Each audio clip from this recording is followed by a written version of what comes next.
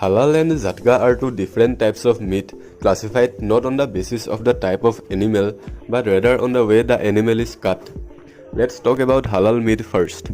Halal is an Arabic word made according to the laws of Islam, and Islam only allows consumption of halal meat. The method to make meat halal is by cutting the throat, esophagus and jugular veins but not the spinal cord.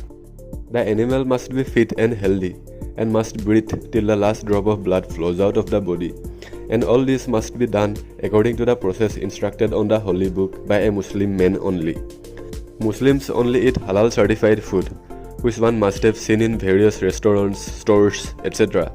However, in the past, many restaurants were found guilty of serving halal food to non-Muslims without their knowledge and consent. Now let's talk about Jhatka meat. This method of hitting at the back of the neck and making the animal unconscious before killing is considered least painful of all methods. In the Indian subcontinent, Hindus and Sikhs mostly eat Jhatka meat. Both the types are controversial in India due to the involvement of religion in the matter.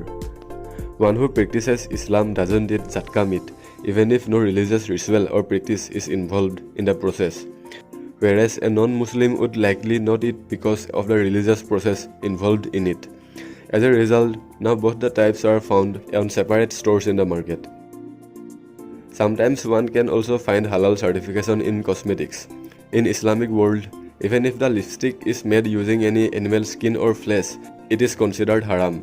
So companies do the certifications in order to sell their products in Islamic countries too.